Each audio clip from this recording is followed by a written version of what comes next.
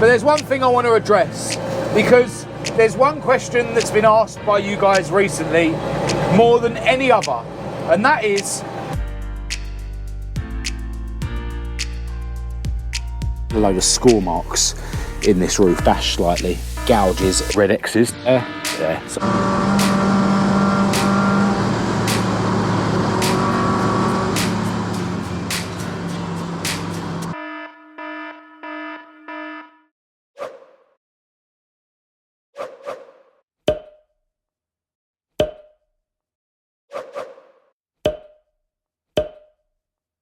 Hello and welcome to this video. I'm Marcus Hayes, and I think it's been about 2 weeks since I've picked up the camera.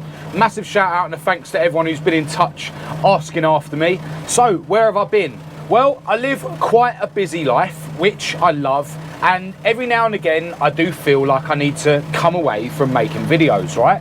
And I think it's healthy to come away from making videos if you feel like you need to come away from making videos. But that's not the whole story. You know, as I say, I do live a busy life, and some of my other ventures that I'm involved with have been keeping me busy, including my latest company that I started, Petrolhead Style, which produces car-themed clothing and products for petrolheads all around the world. Massive thanks to everyone who has been grabbing some goodies from petrolheadstyle.com. We're actually soon to release our first 2 non-Ford designs, which I'm really excited about. So get on the mailing list at petrolheadstyle.com so you can be kept up to date with everything that's going on with Petrolhead Style. Now, shortly after the last video, it was my beautiful girlfriend Kat's birthday, and I spent a couple of days with her just doing the usual, you know, took her shopping, took her for a meal. The day after her birthday, we actually went to the zoo, which was really cool.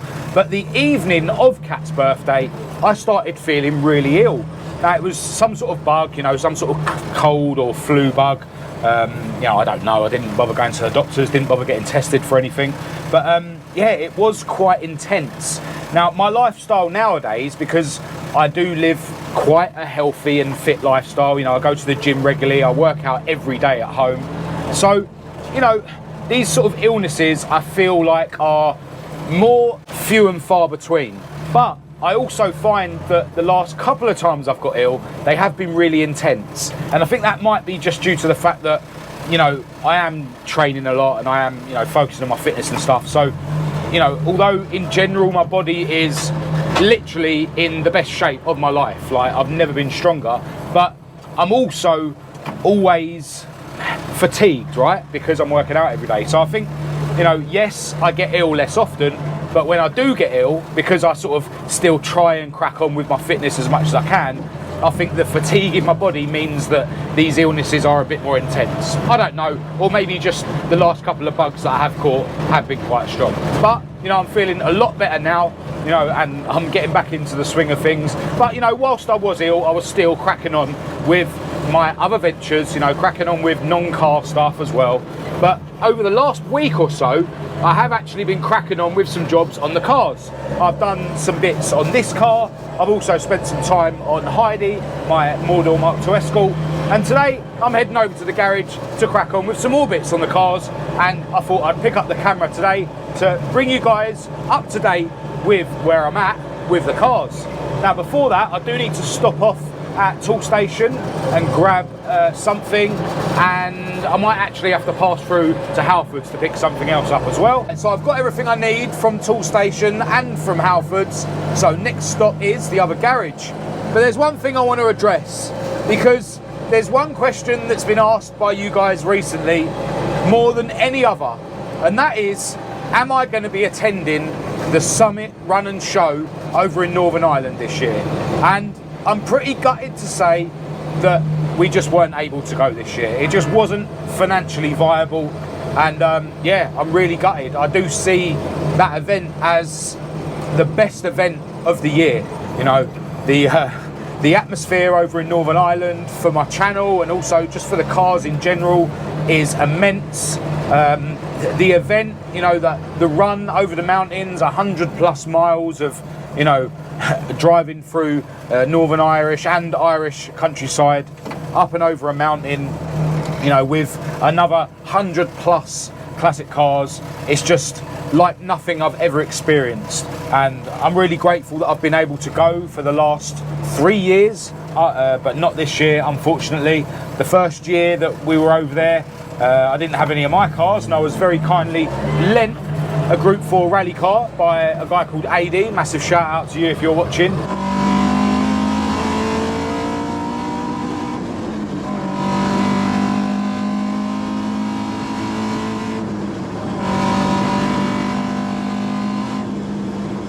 That was awesome. And then the last couple of years I've been over there in this car. The year before last we had to take the engine out and change the clutch. So many awesome memories, so many great stories, and yeah, just awesome times that we've had over in Northern Ireland. I've actually been over there one other time filming content and stuff, which was awesome as well. It's just amazing. Like, I'd love to move over there one day, if I'm honest. Like the love for, you know, classic cars, and in particular Ford Escorts, because of the sort of rallying which is part of the heritage over there. Yeah, is awesome. But alas, I am gutted to say that we are not going to the Summit Run and Show this year. But got to send a massive shout out and a thanks to Porrig Murphy and his friends and family that help him run the event, because I got a care package through the door the other day with some Summit merch. So yeah, really appreciate you guys sending me over those bits, and yeah, fingers crossed I'll be able to go to Summit 2025, and you know what, the event's going to be even bigger in 2025 than it is this year, I'm sure. It just grows and grows and grows every year. But look, if there's any way that I can get over to Northern Ireland, you know, between now and then I will do, because you know it's awesome getting over there to see Porrig and his family and all the other guys, and yeah, there's plenty to film over there as well, with the amount of cool cars that are over there, the amount of support that I've got, and the amount of contacts that my friend Porrig has got in terms of people that are building cool cars and are willing to have them on my channel. So yeah, that answers that question. Pretty gutted that I won't be attending the Summit this year, but there you go. While we're talking about events though, we are now, at the time of filming this, just over a week away from the Ford show at Santapod, where I'll be having my own club stand. And I got an email through from the organisers, I think it was yesterday, showing the map. So I'll put that on screen now. We are number 11 in the orange zone. So if you're going to the Ford show at Santapod, definitely come and say hello. I've always got loads of time to chat to people at the shows. Even if you see me waving my camera about, even if you see me busy talking to other people, definitely come over and say hello. And I'm hoping, fingers crossed, that I'll finally be able to take this thing down the quarter mile for the first time since having an ST170 fitted. The last time that I ran this thing down the strip was years and years and years ago. This thing had a Pinto in the engine bay. It had primer on the outside. I didn't have a beard, so yeah, it was a very long time ago. So looking forward to hopefully getting this thing down the strip in about a week's time. I just need to try and not break her from now until then. But anyway, let's get to the garage.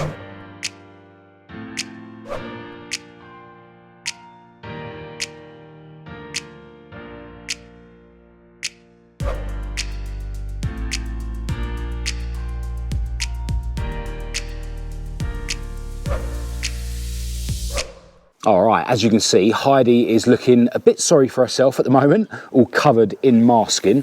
And I've got a couple more bits I want to do today before I can fully remove all this masking, and then I can show you exactly what she's looking like after the little bit of progress that I've been making over the last week or so. But before we get into that, let's talk about Esther for a bit. As you can see, I've got her front end jacked up, got her front wheels removed, and I've hooked up a load of pipes to her front calipers going to the reservoir of the bias pedal box, because today I I want to do a better job of bleeding the brakes. Loads of you got in touch after I fitted these high spec 4-pot brake calipers to tell me that I didn't do the bleeding correctly, and you're absolutely right. I was a bit pushed for time that day. My beautiful girlfriend was waiting for me to finish messing around with Esther so that we could go to the gym, and yeah, today I'm going to bleed the brakes properly. Got to say though, I'm loving the way that these brakes have been performing. They're working a bit better now than when I fitted them, just because the pads have had a chance to bed in properly. Massive thanks again to John for sorting me these calipers out. But yeah, hopefully after today they'll work even better. Now we'll get to that in a minute. There is a couple of other bits that I've been messing about with Esther. One of you guys got in touch to say that one of the nuts was missing on one of these threaded things on the throttle bodies. I think these are like air bleed screws or something.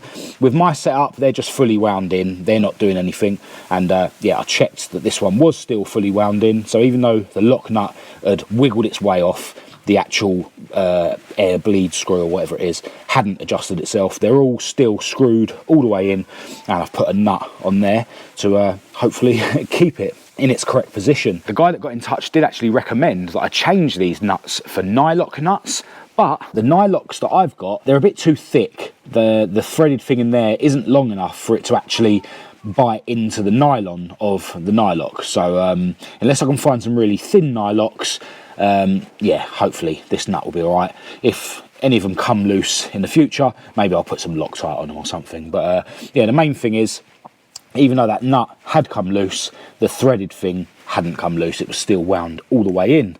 Another thing I did recently with regards to this coolant sensor plug, which in the past would sort of wiggle off every now and again, well now it won't come off unless you press the release on it, which is exactly how it should be. I was basically able to bend this release mechanism to make it lock.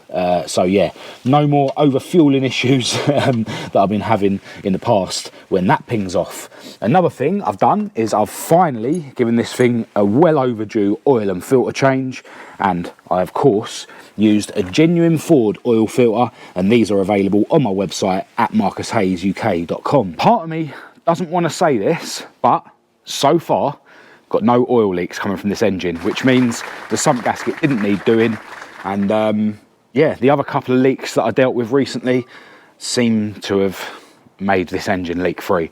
Fingers crossed it at least stays leak free for another week so that we can run this thing down the quarter mile at Santa Pod. In other news, the other day I had another go at changing the O-rings on the half shafts on this thing, and the O-rings I used were these 54mm by 2.5mm O-rings, and because these are sort of slightly smaller than the bearings, you end up stretching them on, which means they're not too loose when they are on, if that makes any sense. I was able to confirm when I did the job that the O-ring stayed in the groove on the bearing, you know, it wasn't pushed outwards as I pushed the half shaft in. And I also sort of noticed that the O-ring is sort of barely in the axle casing, so it's literally on the very outer edge of the axle casing. It almost seems like, you know, the bearing should be the other way around, so that the O-ring's further in, but then maybe that would mean that the O-ring wouldn't survive being pressed all the way in. I don't know, but I did confirm that the O-rings stayed in place. But I can see oil actually dripping off the bottom of the brake drum backing plate, and in fact it's the same story over on the passenger side. So yeah, I think I'm just gonna have to bung a load of sealer on these half shaft bearings, and yeah, eventually I'll just have to change the bearings for those really expensive ones which don't have the O-rings but are the perfect size to not need the O-rings. But yeah, the half shaft leak saga continues. All right, time to bleed these brakes. As I've already shown you, I've got pipes coming from the 2 bleed nipples that are on these calipers going to the front brake reservoir. Obviously got 2 pipes going to the other caliper as well. And on the rear bleed nipple, I've just got a pipe going to a bottle, but that pipe's got like a one-way valve in it, so there's no way that that's going to suck any air back into the braking system. And for the fronts, if I keep going enough until all the pipes are full of fluid, you know, because the pipes are going into fluid, then there's no way of air getting sucked back into the system either. So yeah, this should work even though I'm here on my own, and then we can turn our attention to this old banger. Once I'd undone all the bleed nipples, and topped up the reservoirs in the engine bay, I just started pumping away at the brake pedal, and I could see the fluid and the air bubbles making their way to the front brake reservoir, and the rear brake fluid was just coming out into the bottle. I kept topping up the rear brake reservoir as needed, and once there were no more air bubbles in the pipes on the front brake calipers, I just nipped all the nipples back up. Alright, job done. I've sprayed a load of brake cleaner about just to make sure there's no drips of brake fluid on the calipers. Got the reservoirs filled up and the lids back on. Let's see how the pedal feels. Oh yes. Oh wow. Yeah, that is noticeably different. Actually really excited to feel what these brakes feel like later on now. Might have to do some more adjusting on the bias knob. I'm probably gonna have to send it to the rear a bit because yeah, they definitely feel different. Happy days. Successful bleeding, it seems. So all that's left to do now is to chuck Esther's wheels back on, get her back on the ground, and then we can start playing with Heidi.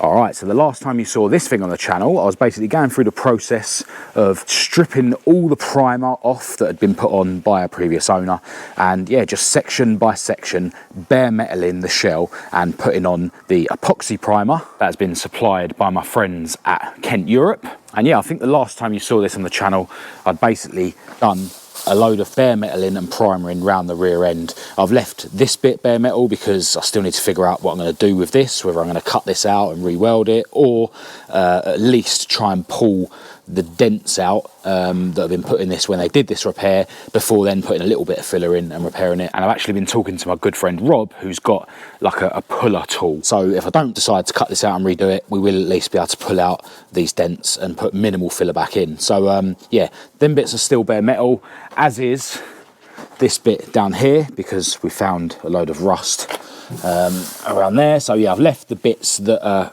gonna need potentially welding or maybe plopped with fiberglass bare metal, but yeah, I just started primering some of the other areas that I could do. So yeah, again, over here we've got a similar repair that I've left in bare metal, but all this has been primered. Now, the other day I came around with my beautiful girlfriend Kat, and we used paint stripper to get the primer off of the roof, and then I came around here yesterday and stripped the rest of the primer off that we didn't strip off with the paint stripper, you know, mechanically with wire brushes on a drill, because I didn't let the paint stripper go all the way to the edge because I didn't want to get it in here or anything. So yeah, yesterday I did all these edge bits with the wire brush and the drill. Now when we were paint stripping it, it seemed like it weren't going to work, so I basically scored it with a Stanley blade, which can sometimes help the paint stripper get under the paint, and yeah, then it started bubbling off, luckily. But there's still a load of score marks in this roof. I don't know if they're coming across on camera. Yesterday when I was around here stripping the rest of the primer off, I did go over the whole thing with a DA sander and smoothed things off, you know, a lot better. But yeah, there are still marks there. Now the thing is, this thing will be painted with high build 2-pack primer before we paint it, which can bury loads of imperfections, so they might be all right. But at this stage, I'm just bare metaling and epoxy primering. So I'm going to be going back over each panel to do any filler work that needs doing. So, you know, I've still got the opportunity to potentially smooth out some of these marks a bit better, but I do think that they're okay and they'll get buried by the 2-pack primer. Yesterday, when I was around here, I basically stripped and epoxy primered this door as well. So all that's left really, apart from the bits that I'm purposely leaving in bare metal because they're potentially going to need welding, is the C pillars, the A pillars, and the other 2 doors around there. Obviously, I'm still waiting for my passenger side front door that is still with my friends at Inky's Autos. But yeah, I'm not worried about that. When I get that door back, I can get that in the same state that this door is in, you know, give it a rattle can on the inside and strip the outside and epoxy primer it. The bonnet is currently not fitted to Heidi. That's actually in Esther's garage at the moment, which is currently housing Maud, my other Maud Mark II Escort, and I actually hit that with the etch primer after stripping it because I didn't actually have any epoxy primer at the time. But yeah, that's not a massive deal. One area that was really difficult in terms of stripping and primering was these windscreen apertures. You know, I've gone all the way around and stripped it back to bare metal with the wire brush and the drill, and then epoxy primered them. Now obviously, because I've got the interior fitted and stuff, I didn't want to get too much dust inside, so I had to back mask the aperture and, you know, put a sheet over it. And then whilst I'm hitting it with the wire brush and the drill, it's getting caught on the sheet every now and again, so I had to keep repairing the sheet. So yeah, it was a bit of a nightmare, but ended up getting it done. Didn't get too much dust inside, didn't get any overspray inside. However, I did hit the dash slightly, just there. I'll be able to show you it a bit later. So yeah, gonna have to give the dash a little bit of a blow in, but that was the only mistake I made with that. But yeah, it was such a difficult job just to get these apertures bare metalled and in primer. But I've got an idea now that they are done to essentially keep them masked up and keep them guarded from dust. Yeah, I'll show you that later on in this video, if not in a future video. But yeah, really glad that I did get those in epoxy primer. But yeah, as I say, she's looking in a bit of a state at the moment with all the masking on, but I want to leave the masking on for now whilst I deal with getting these two doors stripped and in epoxy primer and the A and C pillars. So yeah, that's what I'm going to crack on with next. All right, so it's clear that I've been a bit too harsh when stripping the primer off of these doors. You can see there's, you know, definitely gouges in the metal. Again, it's not going to matter because we're going to be hitting this with a load of high build 2-pack primer. The reason why I've gone a bit heavy here is because I ended up using this thing on the grinder, sort of flap wheel, when these things ran out. This is very similar to this, which goes on the drill. This is definitely less harsh against the metal, whereas this does leave gouges in it. As I say, it's not going to matter, but what I have learned recently is that these wire brushes that go on the grinder are really good. When you use a wire brush on a drill, you know, to sort of strip everything, it takes too long. The drill isn't very powerful. I understand this isn't a drill, but because when you're using a drill, you're sort of putting pressure this way, yeah, it just takes ages. But this is really good on a grinder. You can really, you know, put a load of pressure on it, strip the primer off quite quickly, and because it's just a wire brush, it doesn't leave any marks like this. So yeah, when I did the roof and when I did the other door, to get all this remnants off that I hadn't stripped off before, I've been using these and they're really good. The only thing is they do run out quick, but you know, I've picked up another couple of new ones today. So yeah, I'm basically going to hit these doors with that wire brush on the grinder, and yeah, I'll get in here with the wire brushes on a drill. And then it's just a case of doing a bit more masking so we don't get any paint on the bits that are already painted beige. And yeah, we can get these two doors in epoxy primer as well. There is a couple of rust holes in the bottom of this door. These ones I'm definitely going to be filling with fiberglass. Not going to bother trying to cut them bits out and weld them. But yeah, not sure if I'm going to bother doing them today. As I've already mentioned, you know, if I can get all these panels in epoxy primer, I can easily come back, and I'm going to have to come back and look at every panel and do any filler work that's needed. So yeah, it's not that much of a hassle to just strip the primer off of these areas and throw a bit of fiberglass filler into them. But for now, just want to get these doors in epoxy primer. So let's have a bit of music. I fired up the angle grinder and made sure that I hit every single square inch of the door skin with the wire brush. I then hit the harder to reach areas with the wire brush on a drill, and then made sure that I stripped the door frame back to bare metal as well. I then repeated the process for the driver's side rear door, remasked up the door shuts because I ended up hitting the masking with the wire brush, and then I went over both door skins with the 180 grit pads from Kent Europe on my DA sander to smooth off the skins and remove any bits of primer that I might have missed. Next, I chucked a load of masking tape on the areas of the inside of the doors that were already painted beige and on the A-pillar area in between the wing and the front door. I used the panel wipe from my friends at BODICRAFT in Watford to clean the panels. Then I hit the front door with the tack rag to remove any dust, and then I shook up the Kent Europe epoxy primer and applied it to the front door. I repeated the process for the rear door, and then once the primer was dry, I hit each door with the tack rag again and gave them a second coat of the epoxy primer. And after a bit of drying time and with the masking removed, this is how she's looking. Really cool to see more of the driver's side now grey. Gave these doors 2 coats of the epoxy primer. Both these doors are going to need more work, as I've already mentioned. The most major bit being these holes down here, but yeah, plenty of dents and stuff to find and solve. I didn't end up getting round to doing the A and C pillars. I've run out of time, but what is going to make that easier when the time comes, and this was the idea that I mentioned earlier, I've basically put the screens in. So I've masked up the screens and then just sat them in the windscreen apertures without the rubbers, and then that will mean that, you know, when it comes time to prep and primer the A-pillars, for instance, this area is all masked. I don't need to worry about masking the aperture to stop, you know, dust and overspray getting in the car. Yeah, it's just an easier way. Also, with the screens now fitted to the car or resting on the car, it means that I'll be able to shut both rear doors, because where they were sitting on the rear seat, it meant that I could only close one of the rear doors. So yeah, there is that.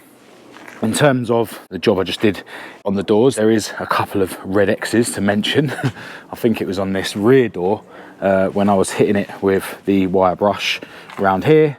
I slipped twice. I've hit it there and I've hit it there. So I'm going to have to touch them bits up when it comes time to painting this thing, but not a massive deal at all.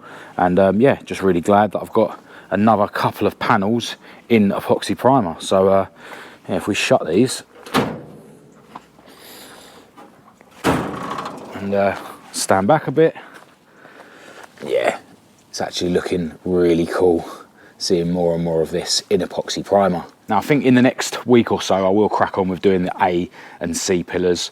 I'll probably do it off camera, to be honest. It does mean that I'm gonna have to, you know, mask up these windows again, but that's not a massive deal. What I'll probably do is when I do the pillars, I'll strip and epoxy primer this rail. This was painted beige when we did the shuts, as you can see, but when I was getting the wire brush into here, which, you know, was quite pitted with rust, inevitably I've ended up stripping some of this, so I may as well strip all of it. And then yeah, as I say, when I primer sort of the C pillar there and the A pillars, I can you know, get a load of primer in there. Inside here, when I stripped the roof, I gave this a bit of cure rust in here because, as I say, it is pitted with rust in there, and I'll probably have to do the same in there. And then eventually that will have a skim of seam sealer in it as well. But yeah, the pillars I'll do, as I say, off camera over the next week or so. But yeah, progress is progress. Oh, another thing I need to do is give this thing a hoover. There's loads of dust. I was going to do it now. There's a load of dust on this roof as well, but where the roof was only primered yesterday, and the doors have only been primed today, I think I'd rather just let everything dry properly before I start agitating dust that's on potentially not fully cured primer. But yeah, the whole car needs a bit of a hoover and a wipe down. But yeah, really glad of the progress that I've made today. Now I think in the next video on Heidi, I'm going to come away from the bodywork, because I think it's about time we got this puny little crossflow fired up for the first time. So yeah, stay tuned to the channel for that. But right now, I'm going to pack up round here and jump in this old banger and rip her home, and we can see if the brakes feel any better now that I've given them a proper bleed. All right, just put some juice in the old girl. It gets expensive daily in this thing, but yeah, smiles per gallon. But yeah, I've had a little bit of a test on the brakes and they feel awesome. You know, a bit better than they did before. So the bleeding I did today was definitely worthwhile. And yeah, now I'm gonna make my way home, and I think I'm gonna hit the motorways. It's twice as many miles, but I actually get there quicker going the motorway way. And yeah, it costs me probably 3 times more on fuel, but it is what it is.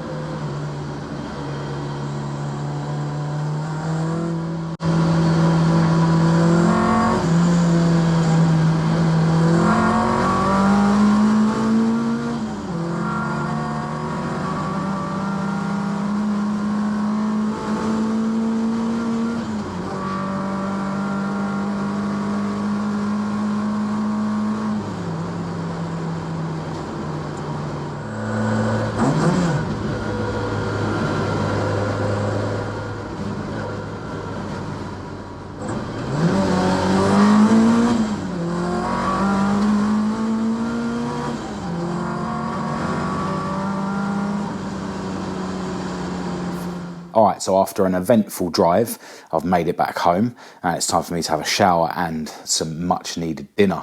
But yeah, really cool to pick up the camera today for the first time in a couple of weeks. I'll definitely not make you wait as long for the next video.